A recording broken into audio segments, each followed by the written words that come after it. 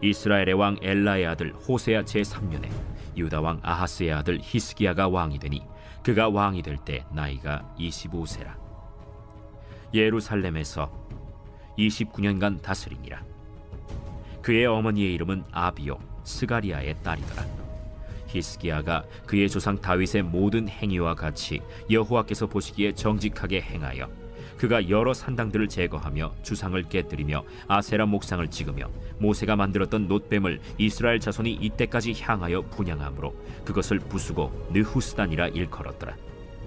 히스기야가 이스라엘 하나님 여호와를 의지하였는데 그의 전후 유다 여러 왕 중에 그러한 자가 없었으니 곧 그가 여호와께 연합하여 그에게서 떠나지 아니하고 여호와께서 모세에게 명령하신 계명을 지켰더라. 여호와께서 그와 함께 하심에 그가 어디로 가든지 형통하였더라. 저가 아수르 왕을 배반하고 섬기지 아니하였고 그가 블레셋 사람들을 쳐서 가사와 그 사방에 이르고 망대에서부터 견고한 성까지 이르렀더라. 깨진 유리창 이론이라고 하는 논문이 있습니다. 이 논문은 서두에서 한 스토리로 시작하고 있고 그 스토리를 통해서 전체 그 논문을 끌고 가고 있습니다. 어느 한 가게에 불량배 하나가 돌을 던져서 유리창을 깨고 도망갔습니다. 그 주인은 생각하기에 평소에도 유리창이 깨지는 일이 종종 있는 일이기 때문에 새 것으로 바꿀 필요가 없지 생각하고는 깨어진 유리창 그 위에 종이 한 장을 그냥 덧붙여 놓았습니다.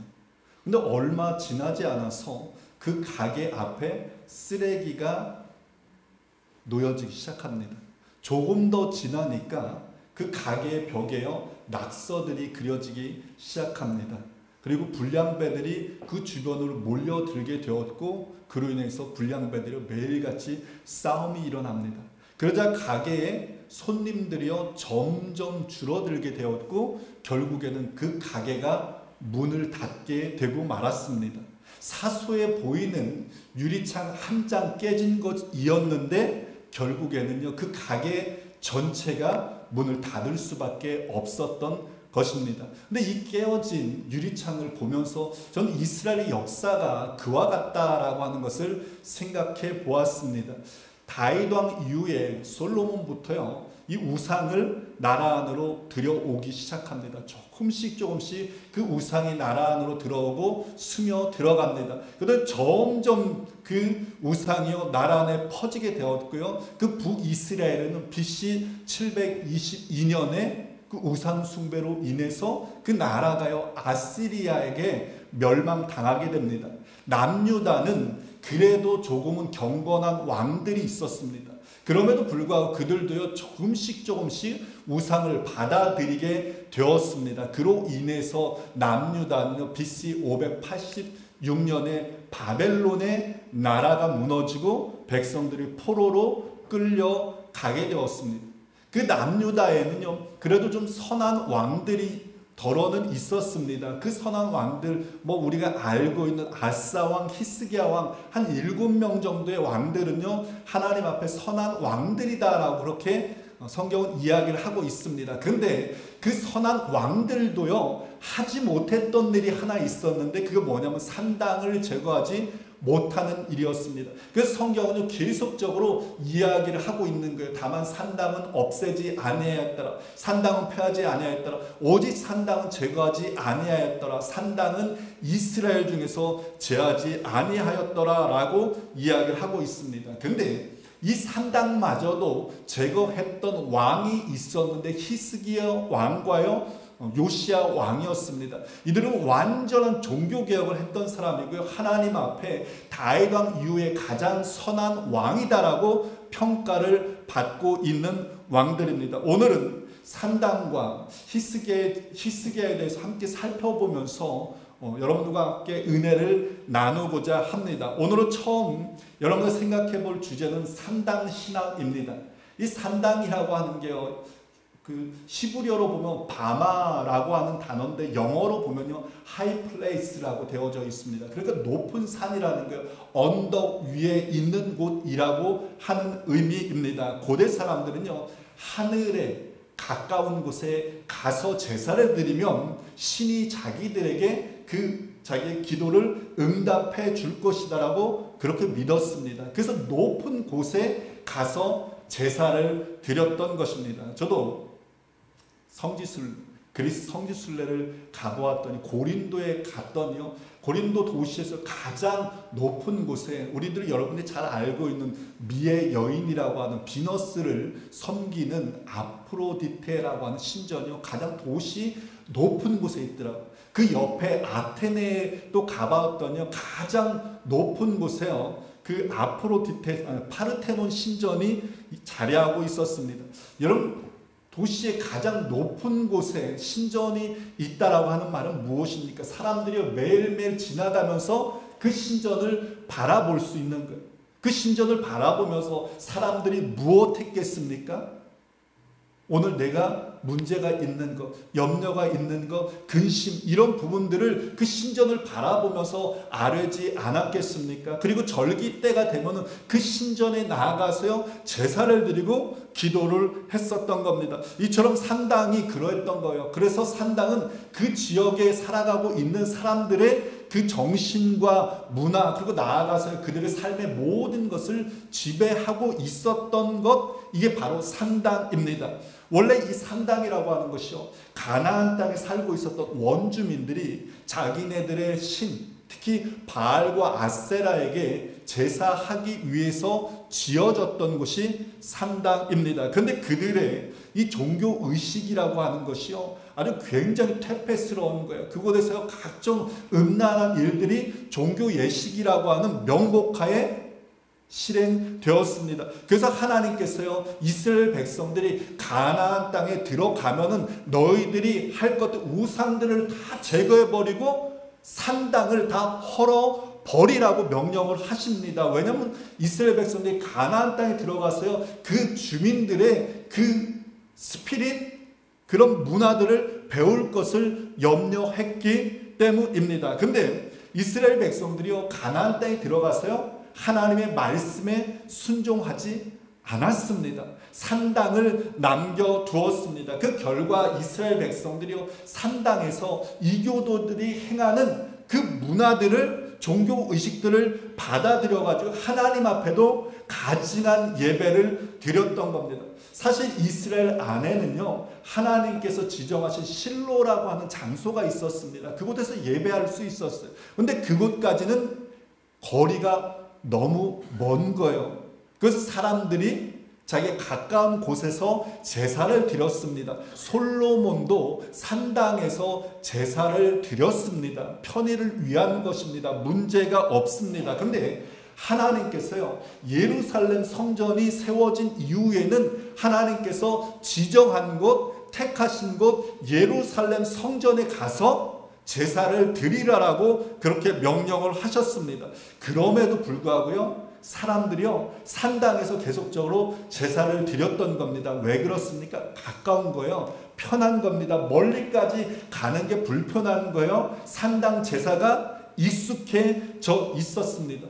산당의 이 구조를 보면요, 그 성전의 구조와 굉장히 비슷합니다. 여러 가지 그런 의식이라든지 그런 것들이 굉장히 비슷했습니다. 신당 안에요, 예루살렘 성전 안에 보시면은 여러분들 아시다시피요, 성소와 지성소가 있습니다. 제사장들이 들어가는 곳이.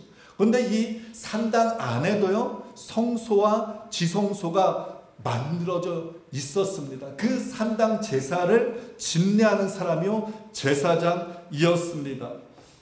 어떤 산당은요, 그 규모까지요, 예루살렘 성전과 비슷할 정도였습니다. 지금 보시는 것이요, 히스기야 왕이 무너뜨린 텔 아라드 산당입니다.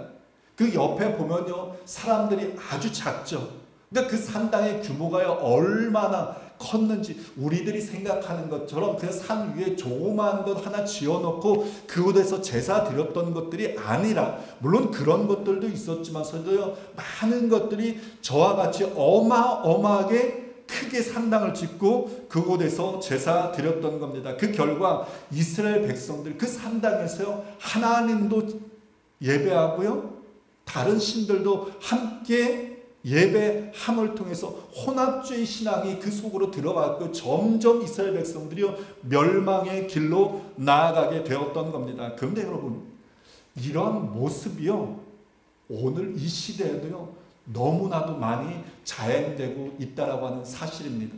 제가 속해 있는 우리 지방에 우리 목사님들, 사모님들이 한 달에 한 번씩 교회를 돌아가면서 그 교회의 문제점들이 무엇인지 그것을 위해서 함께 중보 기도를 합니다. 최근에 두 교회를 방문을 했는데 한 교회에서요, 목사님이 우리 교회에 들어온 이단 세력 척결을 위해서 기도해 주십시오 라고 하는 기도 제목을 놓았어요. 그 교회는 한 교회를 렌트해서 사용을 하고 있는데 그 렌트해 준 그 교회가 재정난을 겪게 된 겁니다. 그래서 많은 다른 그룹들에게 교회를 오퍼를 했는데 그 중에 한 교회가 불교, 유교, 이슬람교, 힌두교, 도교, 캐톨릭, 기독교 아주 많은 것들. 지금 이게 거기서 포스터로 나와 있는 겁니다. 여러분들 보시기에 왼쪽이죠. 왼쪽에 있는 게 그 종교들을 의미하고 있는 거. 모든 종교 웰컴한다는 겁니다. 함께 예배드리자. 종교다원주의가 그 교회 안으로 스며들어간 거예요. 저는 그걸 보고 깜짝 놀랐습니다. 근데 그 다음 달에 또 다른 교회를 갔는데요. 그 교회도요, 다른 종교들이 들어와가지고 그 교회 예배당을 사용하고 있었는데 그 교회 실정은요, 더 심각했습니다. 교회를 들어가는 입구부터요, 노숙자들이 들어와가지고 교회를 진을 치고 있는 거예요. 교회가 쉼터로 전락해 있었던 것을 보게 되는 겁니다. 거룩해야 될 그 예배당이 더럽혀지고 혼합주의 그 신앙들이 침투에 들어온 것들을 그걸 보면서 현대판 산당이구나 라고 하는 마음이요 팍 들었고, 그곳에 가셨던 목사님, 사모님들이요 그런 상황들을 바라보면서 눈물로 그 교회를 위해서 기도했습니다. 여러분, 오늘날 문명은요, 사람들에게 아주 그냥 최고의 편리함을 제공해 주고 있습니다. 세상은 우리 기독교를 향해서요, 우리가 좀 더 다른 종교들에 대해서 오픈해야 된다는 것, 관용적인 마음을 가져야 된다라고 이야기를 하고 있습니다. 그로 인해서 우리의 정체성도요, 기독교인들의 정체성도요, 조금씩 희미해지고 있는 실정입니다. 알게 모르게 산당신앙에 우리도 젖어가고 있다라는 거예요. 근데 여러분, 산당신앙이라고 하는 것의 그 특징은 뭐냐면 비슷하게입니다. 비슷한 거예요. 완전히 다르지 않습니다. 비슷하게 되는 거예요. 그 구조, 예배 의식도 비슷한 거예요. 제사 드리는 방식도, 제사를 집례하는 그 제사장들 모두 다 그 건물 구조까지요 다 비슷합니다. 근데 여러분, 비슷한 건요, 사단 마귀는요 비슷하게 명수입니다. 사단 마귀가요 얼마나 비슷하게 하냐, 하나님을 흉내가 내는지요. 기적을 일으키는 것은 계시록에 보면요, 그거는 말할 것도 없고요, 죽었다가 살아나는 그것까지요 모방하고 있는 것을 보게 됩니다. 그로 인해서 사람들을 유혹하는 거예요. 여러분, 비슷한 것은요 유혹입니다. 비슷함은 타협인 거예요. 비슷함은 멸망의 길로 나아가는 겁니다. 비슷하게는 심판을 통과할 수 없습니다. 왜냐하면 주님께서 마지막 날에요, 양과 염소를 구별하신다라고 말씀하고 있습니다. 알곡과 쭉정이를 구별한다라고 말씀하고 있습니다. 하나님은 우리에게요 비슷한 신앙이 아니라 온전한 신앙으로 바로 서라고 말씀하고 있다, 이 말입니다. 그렇다면 여러분, 우리 안에는 정말 이런 비슷한 것, 산당신앙과 같은 것들은 없는지 나를 좀 점검해 볼 수 있었으면 좋겠습니다. 내가 편리함을 이유로, 익숙함을 이유로 내가 타협하고 있는 신앙들은 없는지 나를 점검해 볼 수 있기 바랍니다. 우리가 예배를 드립니다. 근데 예배를 드리는 그 목적이, 그 중심이 하나님이 아니고 나의 유익을 위해서 그 예배를 드리고 있다라면 그것은 어쩌면 여러분 산당신앙으로 전락되어질 수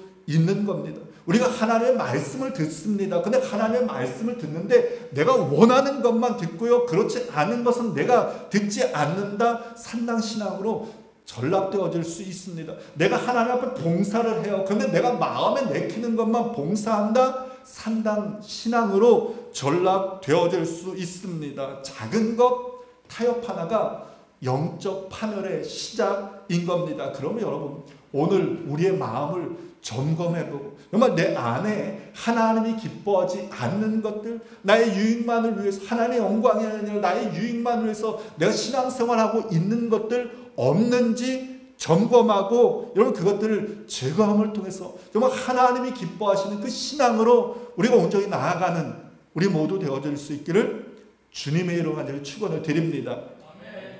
그렇다면 여러분, 우리는 혹 내 안에 있을지도 모르는 그 잘못된 산당 신앙, 그걸 어떻게 끊어버리고 온전한 믿음으로 설 수 있을까?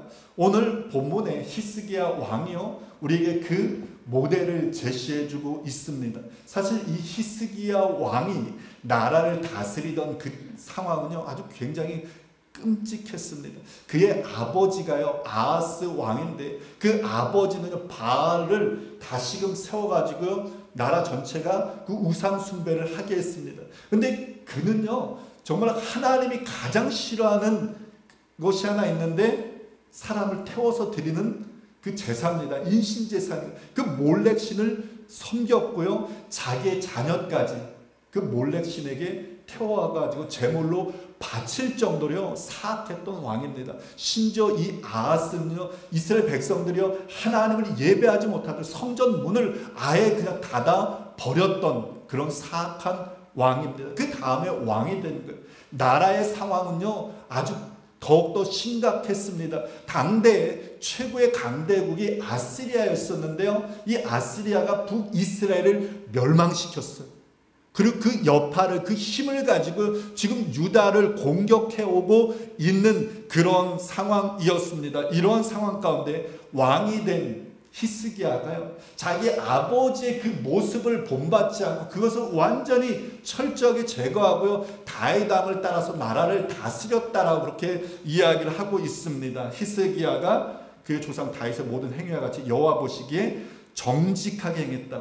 근데 여기서 정직하게라고 하는 이 말이요, 곧다, 바르다라고 하는 의미입니다. 그렇다면 여러분, 무엇이 곧고 무엇이 바른 것인가? 성경 그 기준을 명확하게 이야기를 하고 있습니다. 하나님의 기준에, 하나님의 눈에 보기에 좋은 것이 정직한 것입니다. 하나님 보시기에 바른 삶이 정직한 삶이라고 성경은 우리에게 이야기를 하고 있습니다. 성경은 이스라엘 왕을 평가하는데요, 그 왕이 나라를 얼마나 잘 다스렸는지, 다스리는 동안에 나라가 얼마나 부강했는지, 경제적으로 윤택했는지, 그런 것에 대해서요 이야기를 하고 있지 않습니다.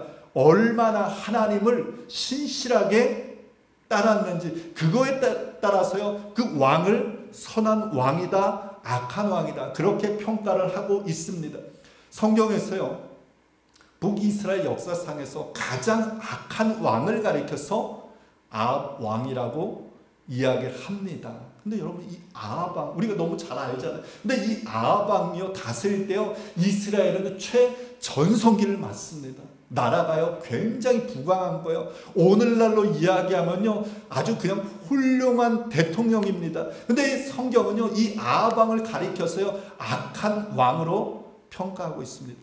남유다에서는요, 므낫세 왕이 악한 왕입니다. 그는 55년을 다스립니다. 여러분 한번 생각해 보세요.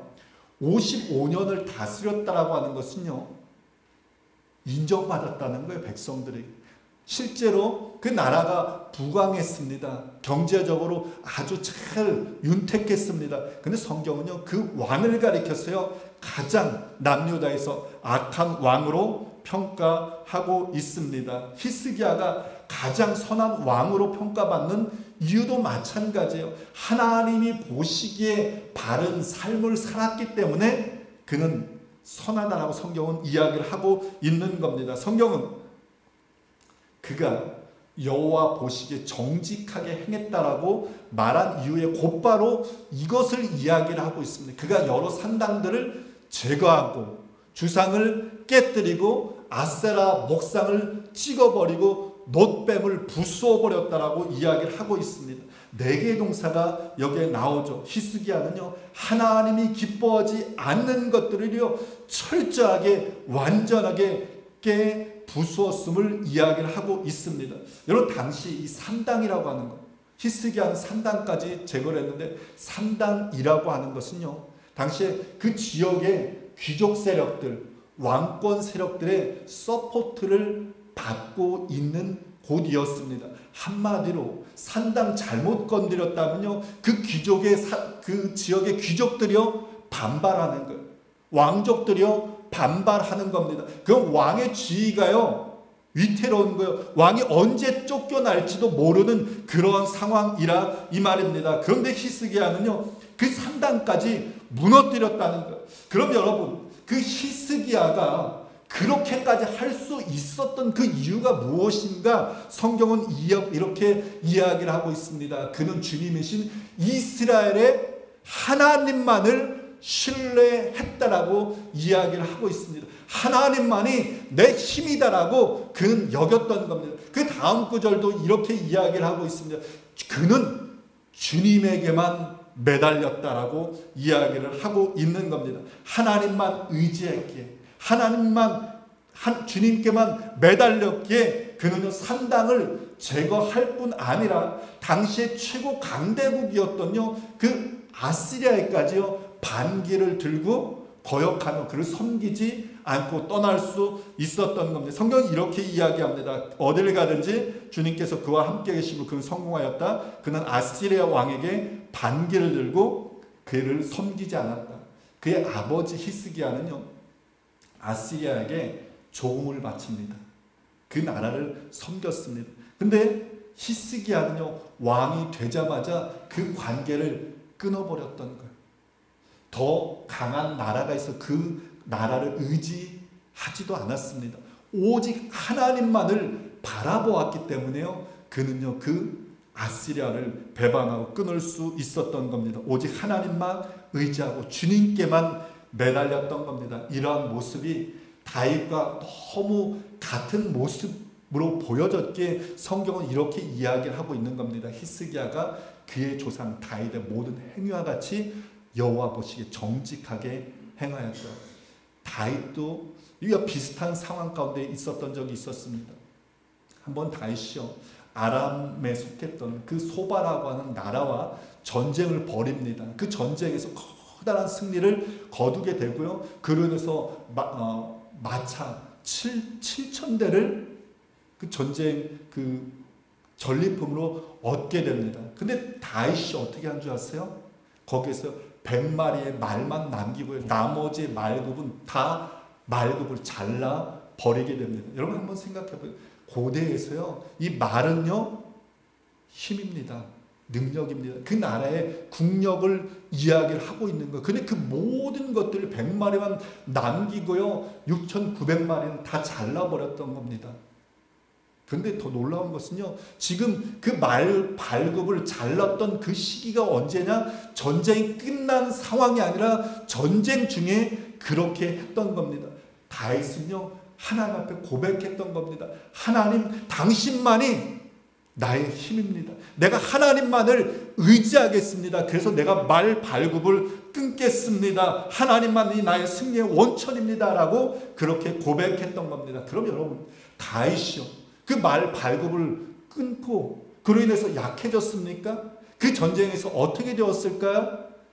다윗은요 모든 전쟁에서 계속적으로 승리해 나갈 수 있었고 그 이스라엘 역사 속에 가장 부강한 가장 강력한 나라를 만들 수 있었던 겁니다. 여러분 이스라엘의 역사는 누가 더 말을 의지하는가 누가 더 하나님을 의지하는가의 역사라고 이야기할 수 있습니다. 말을 세상의 힘과 같은 그 말을 더 많이 의지했던 왕들은요 갈수록 쇠퇴했고요. 여호와 하나님만을 의지했던 왕들은요 갈수록 번성해 갔음을 여러분 우리는 기억할 수 있었으면 좋겠습니다. 그렇다면 여러분 오늘 저와 여러분들은 무엇을 의지하고 있습니까? 여러분 무엇 의지하고 있습니까? 어떤 사람은 그렇게 이야기하대요. 좀 지갑에 돈이 좀 두둑하게 있어야지 힘이 솟는다라고 이야기를 합니다. 어떤 사람들은 내가 지금 하는 일들이 잘 되어져야지만이 힘이 솟는다라고 이야기를 하더라고요. 어떤 사람은 좀 명예도 좀 얻고 권력도 좀 얻고 해야지만 어깨가 으쓱 띄어진다라고 이야기를 합니다. 여러분 맞습니다. 이런 것들 하나님께서 우리에게 주신 축복입니다. 이런 것들이 있을 때 우리에게 힘이 납니다. 근데 여러분 이런 것들은 하나님께서 주신 복입니다. 복의 근원은 하나님이세요. 근데 우리는 어리석게도요, 복의 근원이신 하나님을 붙잡기보다는요, 복만을 쫓아간다는 겁니다. 복만을 쫓아갈 때요, 우리도 잘못된 산당신앙에 여러분 젖어질 수 있음을 기억하시길 바랍니다. 다윗은요, 세상에 어떤 것들이 아니라 내가 하나님만 의지하겠습니다. 하나님을 나의 힘의 근원으로 삼겠습니다. 라고 고백했기에요. 그는 시편에서 이렇게 고백할 수 있었던 겁니다. 나의 힘이신 여호와여, 내가 주를 사랑하나이다. 여호와는 나의 반석이시오 요새시오, 나를 건지시는 이시오, 나의 피할 바위시오 방패시오 구원의 뿌리시오, 나의 산성이시도라고 이야기를 하고 있습니다. 여러분 우리도 다윗처럼 히스기야 왕처럼 그렇게 고백할 수 있었으면 좋겠습니다. 여호와 하나님만이 나의 힘입니다. 내 그 하나님 바라보면서 나의 말 발굽을 끊겠습니다. 여러분 우리도 한번 고백해 볼까요? 하나님만이 나의 힘이십니다. 우리 옆에 분도 보면서 한번 다시 한번 해보겠습니다. 하나님만이 나의 힘이십니다. 바라기는 여러분 정말 우리가 다른 것 아니라 하나님만 바라보면서 그렇게 우리가 믿음으로 전진해 나가는 저와 여러분들 되어질 수 있기를 주의 이름으로 간절히 축원을 드립니다. 마지막으로 살펴보고 싶은 것은요, 그렇다면 여러분 우리가 하나님을 의지한다라고 이야기하는데 구체적으로 하나님을 의지한다라고 하는 것이 우리의 삶 속에서 무엇을 해야 하는 것, 어떻게 나타나야 되는가라고 하는 부분을 살펴보고자 합니다. 성경은 이렇게 이야기하고 있습니다. 그가 곧 그가 여호와께 연합하여 그에게서 떠나지 아니하고 여호와께서 모세에게 명령하신 계명을 지켰더라. 여기서 연합하다라고 한 이 말은요, 딱 달라붙다라는 거예요. 완전 접착되어 있다는, 그 절대로 떨어질 수 없는 상태, 이게 연합하다라는 겁니다. 히스기야는요, 하나님께 어떻게 했다니 딱 달라붙었다는, 가지가요 나무에서 떨어질 수 없는 것과 마찬가지로 하나님에게만 매달렸다라고 그렇게 이야기를 하고 있는 겁니다. 그러면 여러분 히스기야의 개혁의 시작은요, 우상을 부수는 데서부터 시작된 것이 아니에요. 어디서부터 시작되었습니까? 하나님에게 연합된, 하나님께 딱 달라붙는 그때부터 히스기야의 이 개혁이요 시작될 수 있었던 겁니다. 이 결단으로 그는 산당을 제거할 수 있었고요, 아시리아를 배반할 수 있었던 겁니다. 그럼 여러분 하나님과 연합한다라고 하는 것이 구체적으로 무엇인가? 그 뒤에 이렇게 이야기하고 있습니다. 곧 그가 여호와께 연합하여서 그에게 떠나지 아니하고 여호와께서 모세에게 명령하신 뭐라고 하고 있습니까? 계명을 지켰다. 하나님께 우리가 연합한다라고 하는 것, 하나님만 의지한다라고 하는 것, 여러분 그게 무엇이란 말입니까? 하나님의 계명을 지키는 것이라고 성경은 우리에게 이야기를 하고 있습니다. 여러분 누구를 사랑한다라고 이야기를 할 때요, 사랑하면은 어떻게 합니까? 그 사람이 한 말을 기억하는 거예요. 그 사람이 한 말을 지키는 겁니다. 아내를 사랑하면은 아내가 했던 말을 그냥 허투루 듣지 않습니다. 그 말을 기억하는 거예요. 그리고 그 말을 따라서 지키는 겁니다. 근데 우리가 내가 사랑한다라고 이야기를 해놓고 그 사람이 한 말을 기억하지 않는다라면, 따라서 행하지 않는다라고 하면은 정말 사랑하는 사람이라고 이야기할 수 없습니다. 말만 하는 사람이라고 이야기할 수밖에 없는 거예요. 하나님을 사랑하는 것도 마찬가지입니다. 우리가 하나님을 사랑한다, 하나님을 의지한다라고 하는 것은요, 우리가 하나님께서 우리에게 하신 그 말씀을 기억하는 거예요.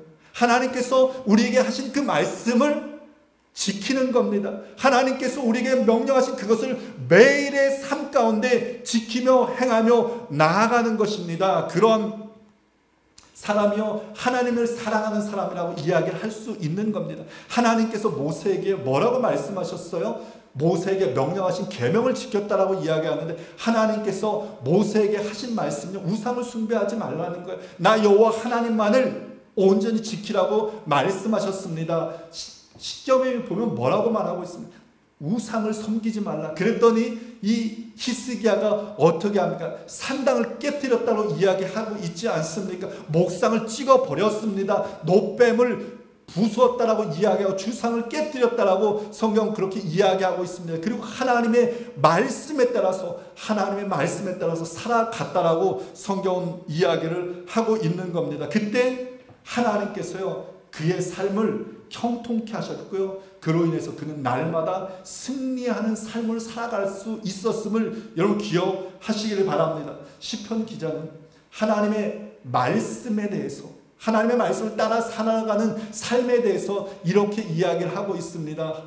주의 말씀은 내 발의 등이요 내 길의 빛이니이다. 여기서 여러분 주의 말씀이 내 발의 등이라고 이야기하고 있어요. 근데 이 등불이라고 하는 것은요 그렇게 밝은 빛 아닙니다. 흐릿합니다. 그래서 겨우 내 발 정도밖에 비추지 못하는 거예요. 이게 우리의 안타까움 아닙니까? 주의 말씀이 여러분 내 앞길 정도만 보여주는 게 아니라 정말 한 10m, 20m 더 나아가서 한 10년, 20년 우리의 앞길에 대해서요 훤히 보여줄 수 있으면 얼마나 좋겠습니까? 내가 성경 말씀을 읽을 때마다 주의 말씀이 나의 문제, 내가 지금 고민하는 것, 그거에 대해서 말씀해주고 내가 지금 어디로 나아가야 하는지 분명하게 말씀해줄 수 있으면 얼마나 좋겠습니까? 근데 그러지 못하는 것 같아서 안타까운 것 아닙니까? 근데 여러분 우리가 잘 기억할 수 있었으면 좋겠습니다. 우리가 등불을 가지고 등불을 따라서 한 발 한 발 나아가면은 우리가 원하는 목적지에 갈 수 있는 겁니다. 주의 말씀이 그렇다는 거예요. 주의 말씀이 지금 당장은 흐릿하게 보이고 분명하게 보이지 않지만서도 그 말씀 붙잡아서 매일매일 하나님께서 나에게 주시는 그 말씀에 하나하나 순종해 나갈 때 우리는 하나님께서 우리에게 원하신 그 목적지에 도달할 수 있다는 말입니다. 우리는 하나님께서 기뻐하시는 그 삶을 살아갈 수 있다는 말입니다. 그로 인해서 우리가 우리의 삶을 뒤돌아 보았을 때 정말 그 흐릿했던 그 등불 같은 그 빛이요 우리 삶 가운데 전체를 비추었다라고 하는 그 사실을 깨닫고 그 하나님을 찬양할 수 있게 되어지는 겁니다. 오늘 여러분 하나님 앞에 믿음으로 살아가려고 하시죠. 경건하게 살아가려고 합니다. 근데 내가 무엇 해야 되는지 몰라 하는 분들 있습니다. 내가 지금 어떻게 살아가야 되는지 라고 하는 것들 여러분, 그런데 그런 상황 속에서요 여러분 너무 커다란 것, 많은 것 하려고 하지 않기 바랍니다.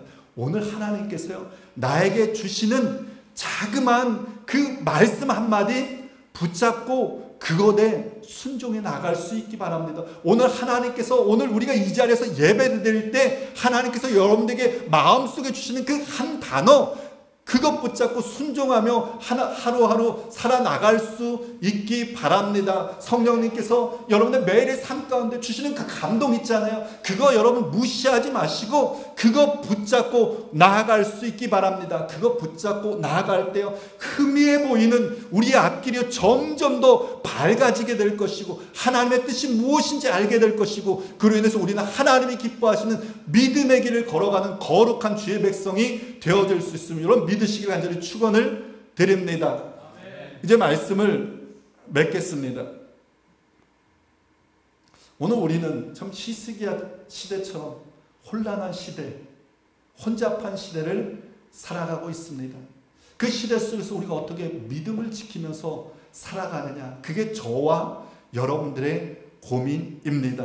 근데 우리가 한 주간 살아가면서 그런 실천할 수 있었으면 좋겠습니다. 내 안에 혹시 일 있을지 모르는 그 산당 무엇이 있는가? 하나님 기뻐하지 않는 것, 내 편리함 위주로 살아가고 있는 것, 신앙생활하는 것, 그것 있는가 점검하고 끊어버리기 위해서 여러분 애쓸 수 있었으면 좋겠습니다. 내가 하나님보다 더 의지하고 있는 것 무엇이 있는가? 여러분 나의 발급을 끊기 위해서 여러분 애쓰는 한 주간 되어질 수 있었으면 좋겠습니다. 내가 한 주간 동안 주님 안에 딱 붙어서 정말 주님께서 주시는 하나님의 그 말씀 붙잡고 순종하며 살아갈 수 있었으면 좋겠습니다. 그로 인해서 우리들이 이 어두운 시대 속에서 믿음으로 살아감을 통해서 거룩함을 지킴으로 하나님이 기뻐하시는 주의 백성 살아가는 저와 여러분들 되어질 수 있기를 주의 이름으로 간절히 축원을 드립니다.